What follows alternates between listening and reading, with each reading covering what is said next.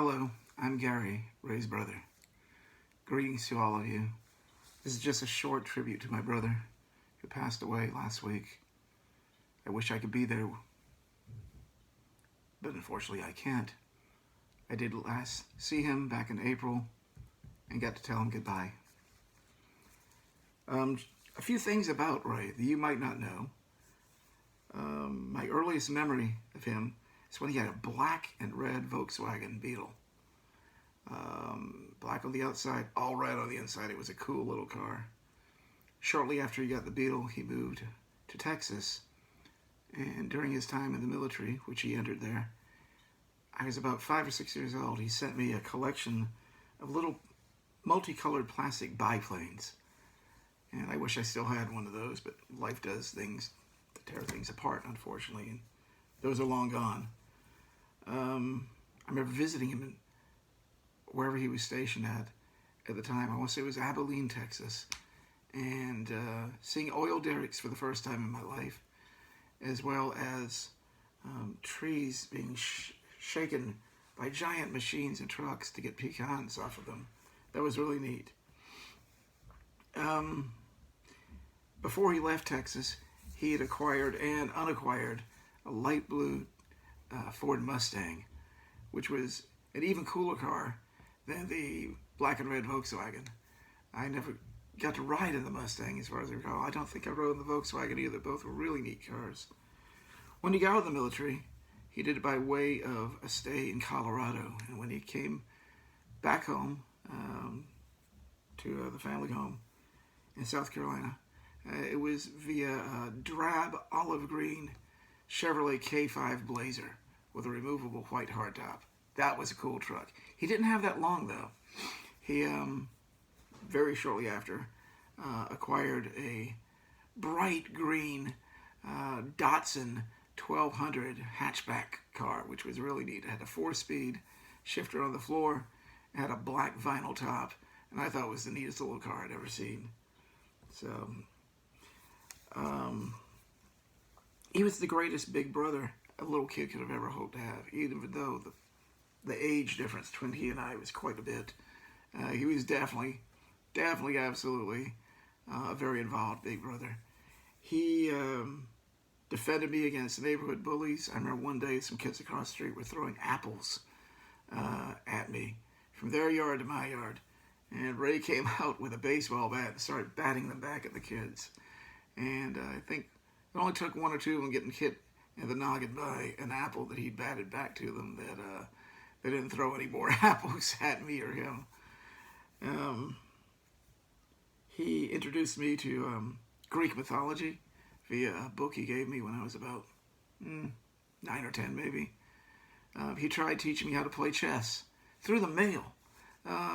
We'd send a move to each other once a week. And so he'd write me, and I'd move it on my chessboard, and I'd write him what my move had been, and he'd move it on his chessboard as well, so we could play a game of chess. I don't think we ever finished that game of chess, but we did that for a while, maybe a year or two.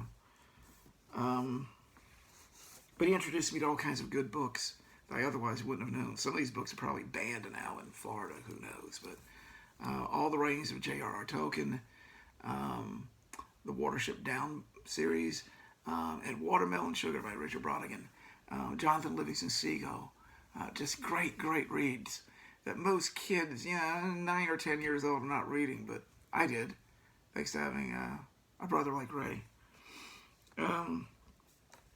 It's funny, a lot of you probably know Ray from his beautiful hair. I don't have such hair, never did, but his hair was always naturally curling, these big flowing ringlets, which he hated. He had a hair iron to straighten the curls out, and for quite a while he did that until he met someone who liked his curls, and then he just grew them out. And that person would be his dear wife Beth, who he loved beyond reason. Just a magical love.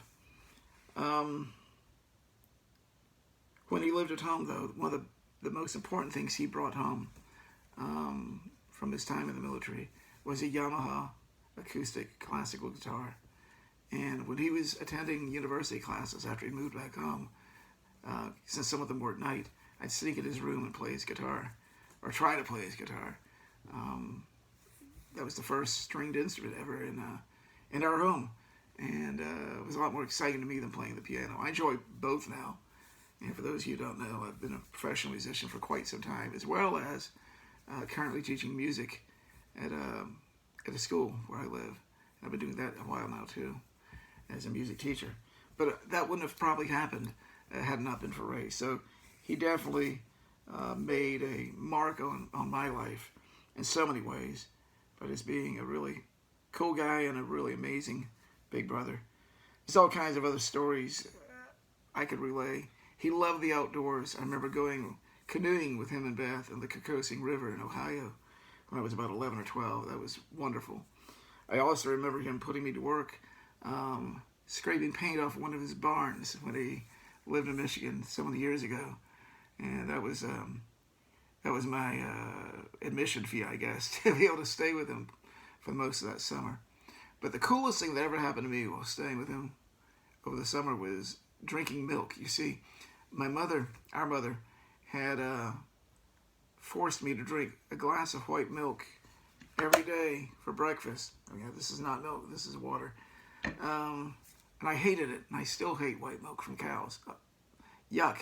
But he had to keep his end of the deal. So for me to stay there, I had to drink my milk every morning. So he found the tiniest little, almost like not much bigger than a shot glass of milk, and then filled it up about this way, about that much. And said, okay, you gotta drink your milk, Gary. And I'm like, okay.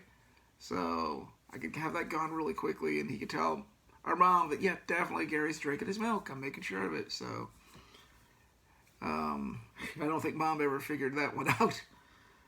But we didn't always see eye to eye. That's okay. I never stopped loving him. And I hope I can share some of these other stories another time. I think I'll write them down, and maybe they will be for his family there who love him, or his children or grandchildren. That's all I've got. I love you, brother. Bye.